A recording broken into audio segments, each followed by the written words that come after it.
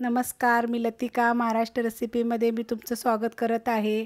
आज मी तुम्हाला शिळ्या चपातीपासून नाश्ता बनवून दाखवणार आहे। त्यासाठी बघा ही शिळी चपाती घेतलेली आहे, तिला अशी घडी करायची आणि तिचे लांबडे काप करायचे आहेत आपल्याला। बघा अशा पद्धतीने कापून घ्यायचे सगळे, असे लांबडे लांबडे झाले पाहिजेत, लहान मोठे तुमच्या आवडीप्रमाणे करा। बघा हे असे लांब झाले पाहिजेत फक्त अशा पद्धतीत। आता मी सगळे करून घेते, असे नीट कापून घेतलेत बघा, असे लांबडे लांबडे करायचे।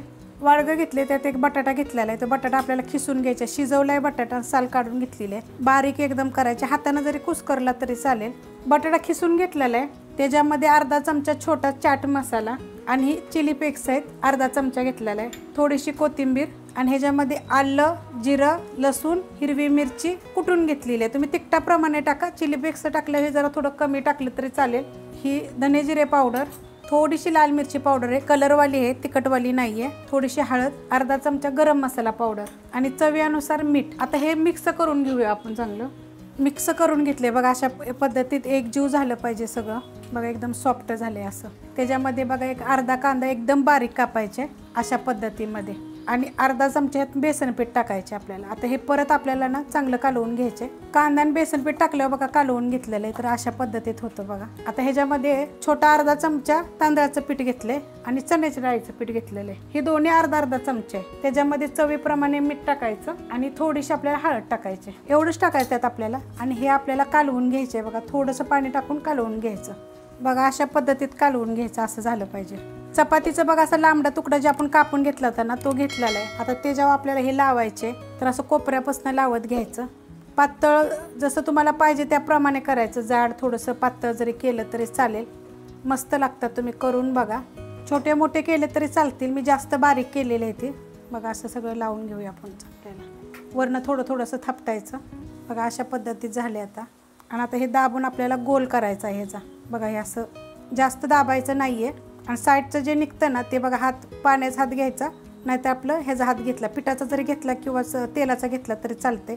अशा पद्धतीत गोल गोल करून घ्यायचं बघा। आता हा गोल झालेला आहे व्यवस्थित, आणि जे आपण बटाट्याचं लावलं होतं ना त्यामुळे ही चिटकून बसते चांगलं, ती काय निघत नाही वगैरे बघा अशा पद्धतीत। तर अशा पद्धतीत मी सगळं करून घेते। तर आता हे दुसरं पण आपलं झालेलं आहे बघा, वरून खालून असं दाबून घ्यायचं बघा अशा पद्धतीमध्ये। आणि मी तेल गरम करत ठेवले, साईडला पण आपण हे थोडंसं लावून घेतलं तरी चालू शकतं बघा, असं बघा किती मस्त झाले असं।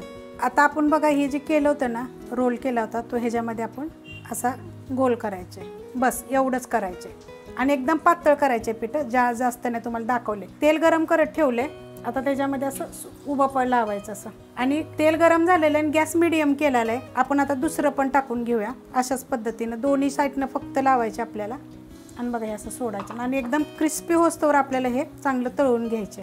खालची साईड बघा चांगली भाजलेली आहे, मग काय करायचं, असं वरून तेल टाकायचं बघा, असं थोडं थोडंसं, हे असं थोडं थोडं तेल टाकलं की नाही मस्त भाजतं। आणि कमी पण तेलामध्ये करू शकता, तव्यावर ठेवून ना थोडं थोडंसं तेल टाकून साईडनं जरी भाजलं तरी छान होतात बघा। अशा पद्धतीत आपण थोडंसं करून घेऊया आणि पलटी करूया बघ, खालून किती कडक झाले ते, मस्त झालेत एकदम बघा। एक अशा फक्त वरून खालून मी लावलेलं आहे पीठ, साईडून वगैरे जास्त लावलेलं नाही आहे, जे हाताला लागले तेच ते खाली साईडला पण आलेलं आहे। अशा पद्धतीत आपण ह्या साईडून पण भाजून घेऊया बघा, दोन्ही साईडून बघा कलर एकदम मस्त असा आलेला आहे, मिडियम ह्याच्यावर काढलेलं आहे तो।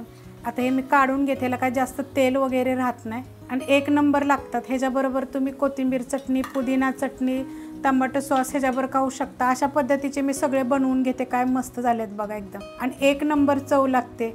ही रेसिपी कशी वाटली ही मला कमेंट करून सांगा। रेसिपी आवडली तर लाईक करा, सबस्क्राईब करा, कमेंट करा आणि शेअर बी करा।